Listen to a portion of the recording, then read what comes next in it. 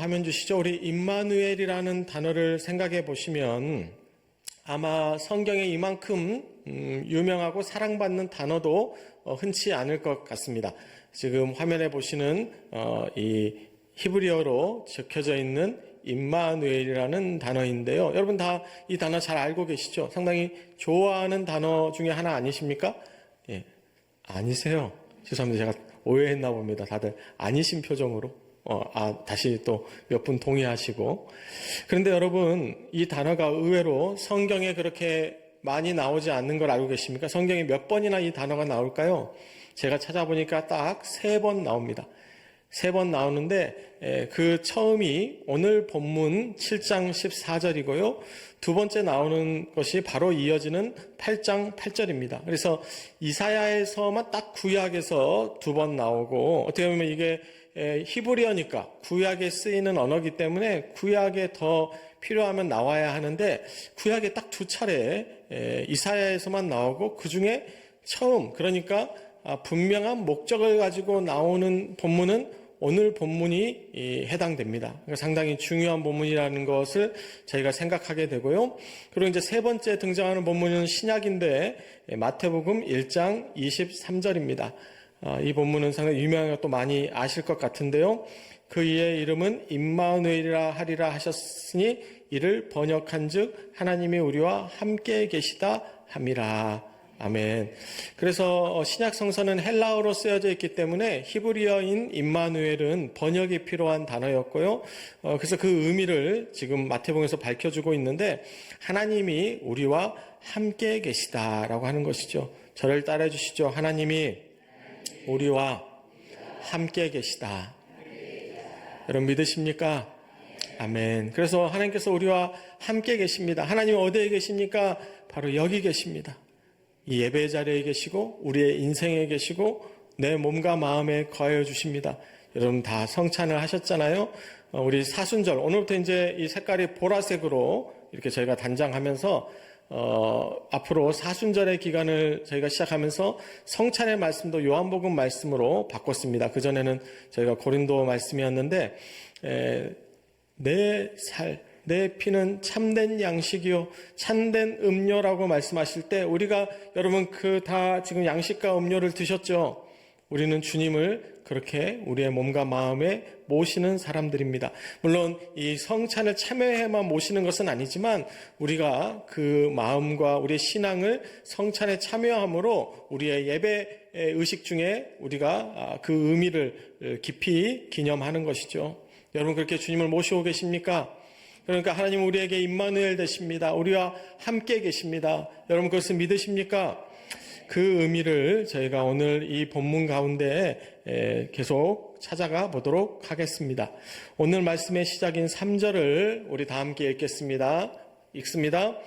그때 여호와께서 이사야에게 이르시되 너와 내 아들 스알야sob은 윗못 수도 끝 세탁자의 밭 큰 길에 나가서 아하스를 만나. 아멘.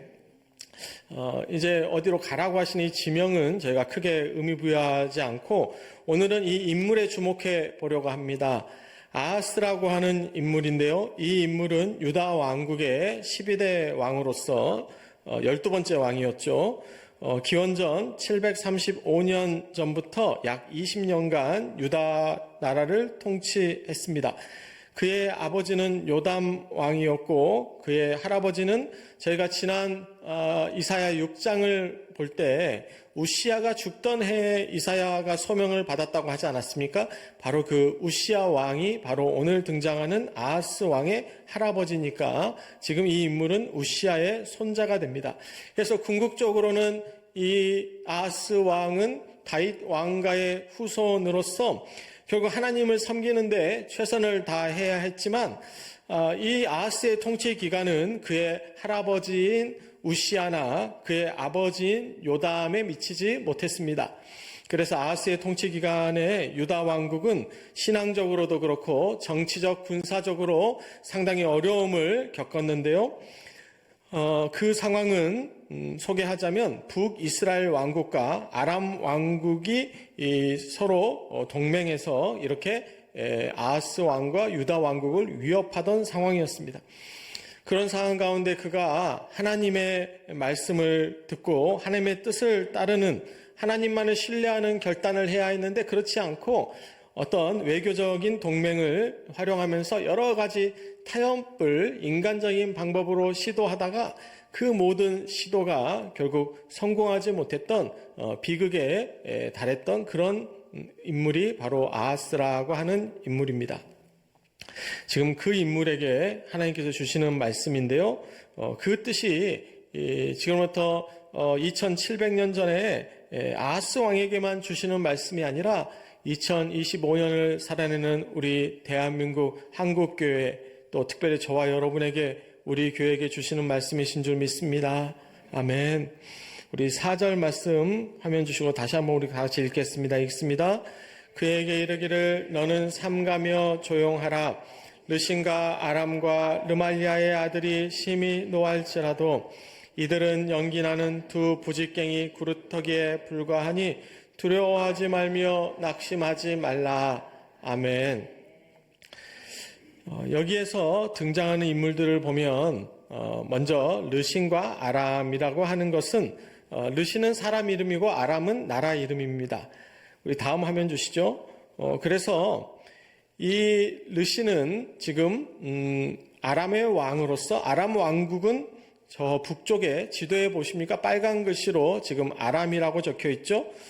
북쪽에 위치하고 있는 상당히 강력한 국가였고요. 당시에 유다 왕국의 상당한 위협이었습니다. 그리고 르말리아의 아들이라고 하는 표현은 당시에 북이스라엘, 그래서 당시에 이스라엘도 지금 우리가 남한과 북한으로 나눠져 있는 것처럼 남유다와 북이스라엘로 분단되어 있던 국가였는데요. 서로 사이가 당연히 좋을 수가 없었던 것이죠. 그래서 북이스라엘의 왕국의 왕이 베가였는데요. 그를 지금 이름도 호명하지 않고 그저 르말리아의 아들이라고, 그러니까 저희로 치면 김정은 이렇게 부르질 않고 김정일의 아들이라고 이렇게만 부르고 있는 것이죠. 직접 이름을 쓰지를 않고 뭐라고 해야 될까요?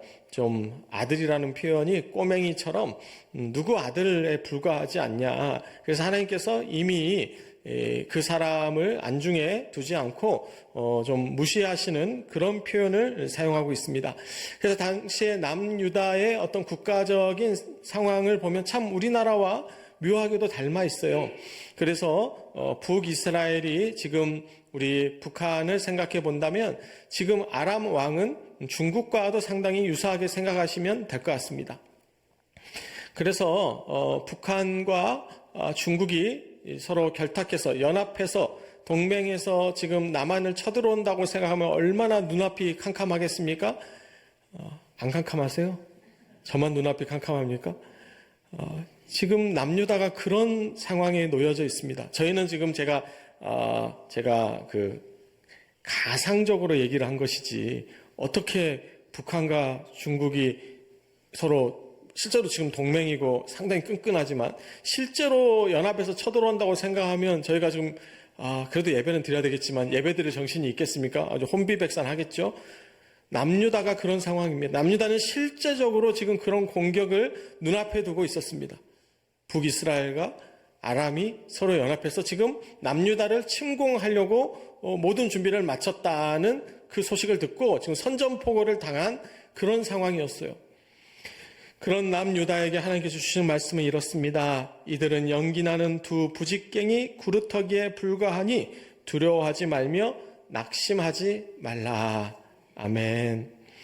그래서 여기 구루터기라는 단어가 지난 6장에도 나왔지만 거기서는 긍정적으로 사용됐고, 같은 단어가 맥락에 따라 문맥에 따라서 전혀 다르게 사용될 수 있기 때문에 우리 성경을 읽을 때 그런 부분은 주의해야 됩니다. 오늘 본문의 이 구루터기는 부정적인 의미로 사용되면서 하나님께서 이 부직갱이 구루터기 같은 자들, 결국 우리로 치면 중국, 북한, 시진핑, 김정은, 우리가 어때요? 두려워하지 말며 낙심하지 말라. 결국 부직갱이 구루터기에 불과하다는 것이죠. 하나님 앞에서는, 하나님의 거역하는 나라, 거역하는 지도자들은 하나님 앞에 부직갱이 구루터기에 불과한 줄 믿습니다. 그래서 남유다에게도 하나님께서 하나님만을 신뢰하라. 세상적인 아무리 강대국이라고 할지라도 아무리 군사적인 외교적인 정치적인 위협이 있더라도 두려워하지 말며 낙심하지 말고 하나님만을 믿으라고 그렇게 지금 하나님께서는 권면하고 계시는데요. 과연 남유다의 지금 왕인 아하스가 그렇게 했을까요? 우리 5절 이하에 그 이야기가 좀 더 자세하게 나옵니다. 제가 읽겠습니다. 아람과 에브라임과 르말리아의 아들이 악한 꾀로 너를 대적하여 이르기를 우리가 올라가 유다를 쳐서 그것을 쓰러뜨리고 우리를 위하여 그것을 무너뜨리고 다브엘의 아들을 그 중에 세워 왕으로 삼자 하였으나 주 여호와의 말씀이 그 일은 서지 못하며 이루어지지 못하리라. 아멘. 그래서 하나님께서 약속하십니다. 하나님의 말씀의 선포는 그래요. 그 일은 서지 못하며 이루어지지 못하리라. 아멘. 하나님의 뜻에 어긋나는 세상 일들은 되는 것처럼 보여도 절대 그 일은 잘 결론 낼 수가 없습니다. 많은 계획을 세우고 많은 준비를 해도 하나님께서 그 길을 막아버리시면 그 길은 결코 갈 수가 없는 것이죠. 그래서 송구영신 예배 때 제가 우리 예배 때 드렸던 말씀이 잠언 16장 9절 말씀이었습니다. 사람이 마음으로 자기의 길을 계획할지라도 그 걸음을 인도하시는 이는 여호와시니라. 아멘. 다음 화면 주시죠. 네, 화면이 있었었는데. 네. 그래서 여러분 생각해 보십시오. 우리의 걸음을 인도하시는 여호와 하나님이십니다. 그래서 주님의 뜻만이 온전히 섭니다. 반대로 그 일이 되지 않았습니다. 우리가 계획을 세웠어도 그 길이 인도되지 않았어요. 그럼 우리는 무엇을 생각해 보아야 합니까? 그 계획이 하나님의 계획이 아니었겠다는 것을 우리가 되돌아봐야 합니다. 그래서 하나님께서는 하나님의 계획이 아니면 그 일은 서지 못하며 이루어지지 못하리라고 분명하게 말씀하십니다. 하나님은 하나님과 반대되는 계획들, 어떻게 보면 인간적인 욕심과 세상적인 방법으로 세상으로 나아가는 하나님을 떠나 그래서 세상으로 나가서 세상에서 더 잘되면 세상으로 더 가니까 그럼 하나님께서 세상 길을 막아버리시죠. 축복의 길을 막아버립니다. 왜냐하면 축복을 줬더니 축복을 주는 대로 축복 받은 대로 더 세상을 기쁘게 하고 사단마귀를 기쁘게 하고 자신만을 위해 살고 하나님을 더 멀리 떠나 세상으로 가는데 하나님께서 축복을 더 주시겠습니까? 아니요. 주셨던 축복도 도로 뺏으시죠. 그러니까 우리는 깨달아야 합니다. 우리의 길이 가다 막힐 때 또는 내 축복이 사그라지고 있을 때 과연 나와 내 가정은, 내 민족은, 우리나라는 하나님 뜻, 하나님의 길 가운데 바로 서 있었는가? 아니면 우리 욕심으로 우리 입속만을 차리고자 하나님을 도외시하고 살고 있지는 않았는가? 때로는 우리가 우리의 욕심을 채우기 위해서 때로는 신앙도 이용하고 하나님께 기도하고 하나님을 찾는다고 하면서도 도리어 우리가 하나님보다는 나의 삶을, 내 가정과 나의 계획을 하나님 앞에 더 앞세우진 않았는가 하는 것을 우리가 되돌아봐야 합니다. 사람이 마음으로 자기의 길을 계획할지라도 그 걸음을 인도하시는 여호와 하나님이신 줄 믿습니다. 그래서 하나님의 계획이 아니면 그 일은 서지 못하며 이루어지지 못하리라고 말씀하십니다. 하나님께서 이루어지지 않는다고 하는데 어떻게 그 일이 인간의 힘으로 이루어지겠습니까? 우리가 겸손하게 하나님 앞에 납작 엎드려야 할 줄 믿습니다. 아멘. 이어서 제가 8절과 9절을 읽겠습니다. 대저 아람의 머리는 다메섹이요 다메섹의 머리는 르신이며 65년 내 에브라임이 패망하여 다시는 나라를 이루지 못할 것이며 에브라임의 머리는 사마리아요 사마리아의 머리는 르말리아의 아들이니라. 만일 너희가 굳게 믿지 아니하면 너희는 굳게 서지 못하리라 하시니라. 아멘. 머리라는 단어가 4번이나 반복되는데요. 교회의 머리는 우리 그리스도 예수님 되시는 줄 믿습니다. 그러니까 우리의 머리는 예수님이세요. 우리의 머리가 우리가 돼서는 안 됩니다. 이 세상에 참 많은 우두머리들이 있죠. 자신들이 머리라고 생각하고 자신들의 계획으로 살아갑니다. 그런데 하나님께서 말씀하시죠. 그들의 머리가 해봤자 되어봤자 다메섹이고 르신이고 사마리아고 르말리아 아들에 불과하다. 그렇다면 그것은 아무리 잘 돼도 다메섹이고 아무리 그 계획이 뛰어나도 르말리아의 아들에 불과하다는 것이죠. 우리의 계획은 하나님 앞에, 우리의 인간의 가장 지혜로운 것이 하나님의 가장 어리석은 것만 못하다 아닙니까? 우리의 모든 계획과 우리의 지혜와 지식을, 우리의 경험을, 우리의 상식을 하나님 앞에 우리가 겸손하게 내려놓아야 할 줄 믿습니다. 우리는 아무것도 알 수 없고 우리는 하나님 앞에 어린아이에 불과하오니 하나님 우리를 가르쳐 주시옵소서. 하나님만이 온전하시고 하나님만이 지혜로우십니다. 우리가 주님의 지혜를 따르기를 원합니다. 그런 겸손과 순종의 자세를 가지고 우리가 하나님 앞에 나아가야 할 줄 믿습니다. 그래서 하나님께서는 아하스에게 지금 하나님의 계획을 따르도록 요청하시는데요. 과연 아하스는 하나님을 신뢰하고 하나님의 계획을 따랐을까요? 아니면 인간적인 생각, 인간적인 계획을 따랐을까요? 아하스는 인간적인 방법을 따랐습니다. 여러분은 어떠십니까? 그런데 보통 세상 사람들에게 또는 우리도 그런 착각을 가진 경우들이 있다고 생각이 들어요.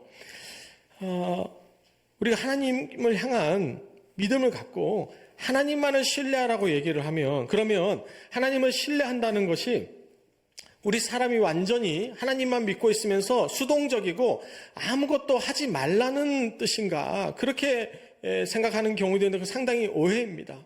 그러니까 우리가 인간적인 방법들을 좀 내려놓고 우리가 하나님 방법으로 하자는 것이지, 우리 모든 수단과 방법을 다 포기하고 기도만 하고 있으라는 의미는 아닙니다. 여러분 한번 이것을 생각해 보시죠.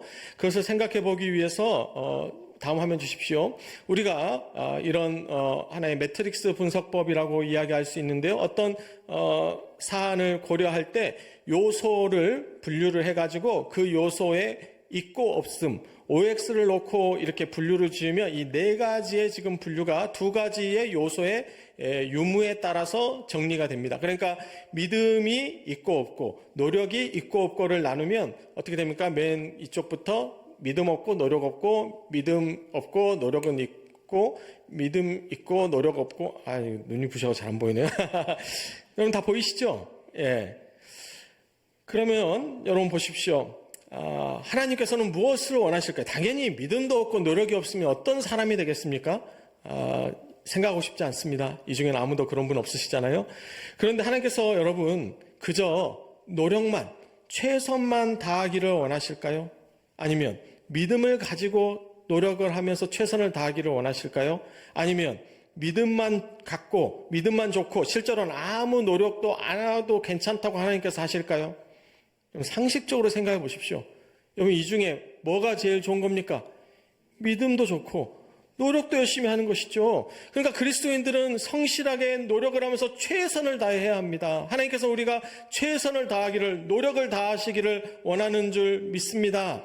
그게 하나님께서 우리를 창조하신 원리예요. 우리 인간은 6일간 최선을 열심히 다해서 일하고 이 주일에 나와서 주님 앞에 우리가 예배하는 것이 우리가 주님께 받은 사명입니다. 그래서 우리가 생각할 때 노력하지 말자는 얘기가 아니고, 근데 여기 보면 믿음 없이 노력만 하는 사람이 있잖아요. 참 불쌍한 사람입니다. 여러분 믿음이 없는데 하나님의 그 신뢰하지 않는데 그 노력이 얼마나 허망하겠습니까? 물론 노력 안 하는 것보다 낫겠죠. 근데 그 노력이 좋은 결실을 맺지 못할 때 보면 믿음을 갖고, 하나님을 향한 믿음을 갖고 저 일을 하면 참 좋은데 생각을 하게 되는 것이죠. 그래서 이러한 관점을 발견하게 되는 하나의 고사성어를 말씀드리면 진인사 대천명이라는 말이 가장 유사한 용어인 것 같습니다. 그런데 이것은 세상적인 용어이고요. 저는 이것을 성경적으로 바꾸면 그 밑에 제가 흰 글씨로 써놨는데 지천명 진인사로 바꿔야 할 것 같습니다. 이런 용어는 세상에 없습니다. 아마 오늘 제가 세계에서 처음 만들어서 공개하는 용어인 것 같아요. 저작권이 저에게 있습니다. 왜냐하면 이 진인사 대천명의 순서를 바꿔야 됩니다. 왜요? 세상 사람들은 천명을 모른다고 생각해요. 하나님의 뜻을 모른다고, 하늘의 뜻을 알 수 없다고 생각하니까 뭐부터 하는 겁니까? 인사를 다 하는 거예요. 인간의 일을 모든 노력을 다 해보는 겁니다. 진인사를 해봐요. 뭐가 약이 될지 모르고 뭐가 방법이 될지 모르니까 아주 열심히 살아보고 그 다음 뭘 해요? 대천명, 하늘의 뜻을 기다려본다는 것이죠. 근데 하나님의 뜻과 다르면 암만 기다려도 그 일이 어디 이루어지겠습니까? 그러니까 그건 헛고생이죠. 그러니까 뭐부터 해야 됩니까? 지천명, 하늘의 뜻을 먼저 알아야 합니다. 그리고 진인사를 하면 하늘의 뜻대로 하니까 그 노력한 모든 것이 다 결실을 맺지 않겠습니까? 한 분도 아멘을 안 하시네요. 저 혼자만 그렇게 생각하랍니다. 그러면 아니, 방금은 아멘 하시면 안 되고 저 혼자 생각하려는 아멘이 아니고 여러분 다 그렇게 지천명 하시기를 축원합니다. 그래서 이 지천명이라는 단어가 중국 쪽에서는 아마 여러분 아시겠지만 50세를 나타내는 그 용어 중에 하나입니다. 그러니까 세상 사람들이 생각할 때도 반백년 살면 한 50년 살면 어느 정도 하늘의 뜻을 알 수 있지 않을까? 그래서 지천명이라는 단어를 붙였는데 여기 50세 넘으신 분이 제가 볼 때는 훨씬 과반수가 넘으시는 것 같은데 여러분 어떻게 50년 사시니까 이제 하늘의 뜻을 좀 아시겠습니까? 그런데 세상 사람들이 아는 하늘의 뜻이 아니라 이 거룩하신 성경 말씀 안에 하나님의 천명이 10계명도 천명이고요. 우리 지난주에 묵상한 이사야 6장 말씀의 그 소명이 바로 천명입니다. 하늘의 명령입니다. 신명기가 하늘의 천명입니다. 우리가 하나님의 그 명령을 하나님의 성경 말씀을 보지 않고 우리가 다 깨달을 수가 없는 것이죠. 그러니까 50세가 돼 나이가 들어서 인생의 경험이 쌓여도 천명이 좀 느껴지겠지만 그게 아니라 그 50세가 아니라 25세, 15세만 돼도 성경만 가까이 하면 우리가 이미 하나님의 뜻을 깨달을 수 있다는 것이죠. 사무엘이 그랬고 성경의 다윗이 그랬고 하나님의 위대한 인물들이 요셉이 그랬고 다 어릴 때부터 이미 하늘의 뜻을 다 그들이 깨닫지 않았습니까? 소년의 때 어떻습니까? 우리가 하나님 가까이 하면 하나님께서 우리에게 천명을 가르쳐 주실 줄 믿습니다. 그래서 하나님께서는 그 하나님의 뜻을 깨닫고 하나님의 관점으로 하나님의 비전으로 나아가기를 요청하고 계셨던 것인데요. 그 말씀은 사무엘하 7장 16절에서 발견됩니다. 여기에 똑같이 이 오늘 본문에 나오는 굳건히 서다라는 단어가 16절에 경고하다라는 단어로 다시 나오는데요. 내 집과 내 나라가 내 앞에서 영원히 보존되고 내 왕위가 영원히 견고하리라 하셨다 하라. 아멘.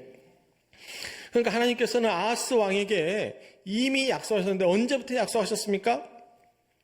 이미 그 다윗 왕 때부터 아하스가 유다의 제12대 왕이니까 이스라엘과 남유다가 분립되기 그 이전까지 생각해 보면 한 14, 15대 한참 전에 할아버지인 다윗 때 이미 하나님께서 이렇게 약속을 주셨잖아요. 그러니까 지금 아하스가 굳게 서야 할 믿음은 근거 없는 믿음이 아니라 말씀에 분명히 근거하고 있는 믿음입니다. 그러니까 우리는 단순한 믿음, 그냥 내 믿음 좋다에 근거하는 것이 아니라 우리는 말씀에 근거한 믿음, 그 위에 굳게 서는 것이죠.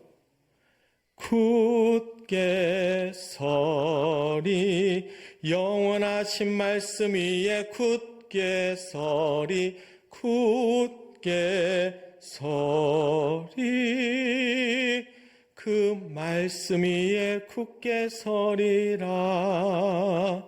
아멘. 여러분 말씀 위에 굳게 서십시오. 언약의 말씀이 있습니다. 이 모든 말씀은 하나님의 약속입니다. 우리가 그래서 구약 신약, 오래된 말씀, 오래된 약속, 새롭게 갱신된 약속. 결국 이 언약의 이거는 약속의 책입니다. 하나님께서 우리에게 이미 약속을 주셨습니다. 하나님께서 그 약속을 어기지 않고 끝까지 신실하게 지키시는 줄 믿습니다. 그래서 오늘 본문에 그렇게 굳게 믿음을 가진 사람이 굳건히 서다라고 할 때 이에 해당되는 히브리어는 바로 화면에 보시는 히브리어 아만이라는 단어입니다. 제가 저번에 한번 설명드린 것 같은데 이 히브리어를 반대로 우리말과 순서가 반대입니다. 우리말은 이렇게 읽지만 히브리어는 이쪽부터 여러분이 보시기에 오른쪽부터 읽어야 되니까요. 맨 오른쪽 글씨가 아고 중간 글씨가 마고 맨 끝에가 니은 받침입니다. 그래서 아만이라는 단어인데요. 어떻게 좀 비슷한 단어가 연상되지 않으십니까? 바로 아멘입니다. 아멘. 여러분께서 기도할 때마다 아멘 하시는 그 단어의 어원이 바로 오늘 본문의 이 아만이라는 히브리어인데요. 그 의미가 무엇이냐? 바로 굳건히 선다라고 하는 것이죠. 그러니까 여러분께서 아멘이라고 외칠 때마다 하나님께서 여러분을 굳건히 서게 하시는 줄 믿습니다. 그러니까 오늘 본문을 저희가 이런 식으로 좀 바꿔서 해석하면 너희가 굳게 믿지 아니하면 굳게 아멘하지 못하리라는 그런 뜻이 되는 것이죠. 회개해야 합니다. 저도 회개합니다. 하나님, 제가 인간적인 방법으로 하나님의 영광을 가리고 나의 욕심으로 온전한 11조를 드리지 않고 내가 더 똑똑하다고 하나님 앞에 나의 지혜, 나의 능력을 앞세웠던 모든 순간들을 회개합니다. 하나님만이 온전하시고 하나님의 계획이, 하나님의 뜻만이 온전히 서실 줄 믿습니다. 그래서 임마누엘의 신앙의 고백은 우리가 그저 낭만적으로 이야기하는 것이 아니라 정말 하나님께서 여기 계신다는 믿음. 정말 하나님은 거기 계십니까? 정말 하나님은 내 삶에 계십니까? 그럼 왜 두려워하시죠?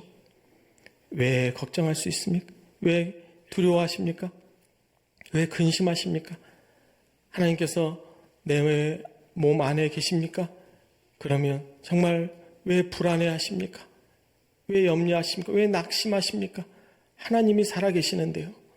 임마누엘의 신앙은 하나님께서 지금 여기 계신다는 것, 저기 계신, 멀리 계신, 밖에 계신 분이 아니라 지금 여기 계신다는 것. 그래서 이 시간 제가 말씀을 마무리하면서 시편 말씀 읽고 제가 찬양하는데요. 오직 그만이 나의 반석이시오, 나의 구원이시오, 나의 요새이시니 내가 흔들리지 아니하리로다. 나의 구원과 영광이 하나님께 있으며 내 힘의 반석과 피난처도 하나님께 있도다. 그래서 이 시간 부르는 찬양은 주님 여기 계시기에, 임마누엘 하나님 멀리 계시는 게 아니라 주님 바로 지금 여기 계시기에 반석 위를 내가 걸어가겠습니다. 우리 무리를 걷는 자 제가 찬양하겠습니다.